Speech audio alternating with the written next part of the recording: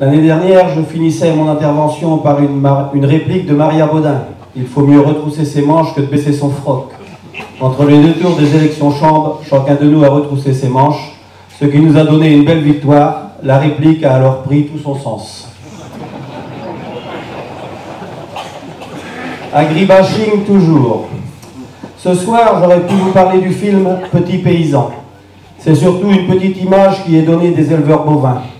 Un vétérinaire me disait que dans sa clientèle, le pire des éleveurs n'a pas son comportement ni avec les gens, ni avec les animaux. Mais c'est pas le sujet. J'aurais pu vous parler de l'emblématique maire de Langouette, M. Daniel Cueff, qui après avoir mis le feu aux campagnes avec son arrêté anti-pesticides, se retire des affaires municipales, malgré sa soi-disant popularité locale. Sans doute la peur de prendre une veste qui ternirait son image publique. Tout ça sur les conseils de Mme Corinne Lepage. Courage, fuyons. C'est à voir dans la France agricole du 17 janvier 2020. Numéro 3834, page 46. Non, ce soir, je vais vous parler de la viande selon Mme Élise Lucet.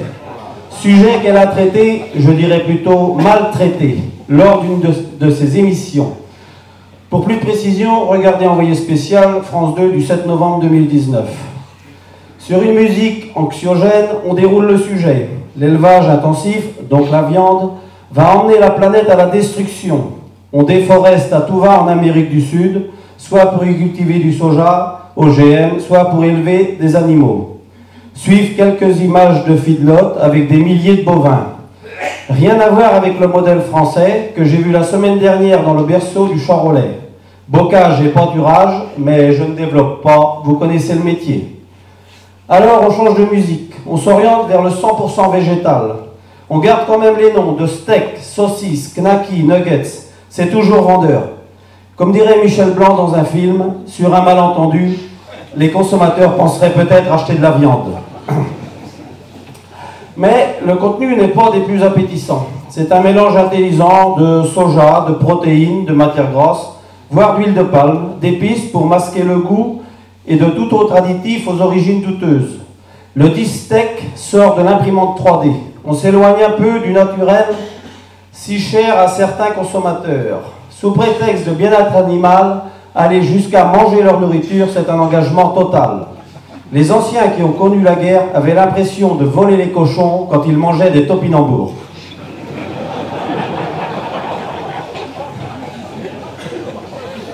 L'ultime étape est la viande cultivée dans les laboratoires, la viande cellulaire.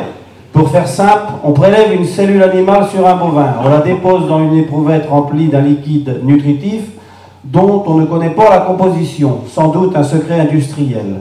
Et là, ça devient de la viande, ça a tout de la viande, la couleur, le goût, la texture, garantie saine et sans antibiotiques. Même le journaliste se régale. Seul frein pour l'instant, le prix, 1000 € le kilo. Alors, que penser de tout cela? C'est une histoire de gros sous, portée par une minorité, manipulée par des outils de communication puissants. Au pays de la malbouffe, on investit à tour de bras des millions de dollars pour son développement.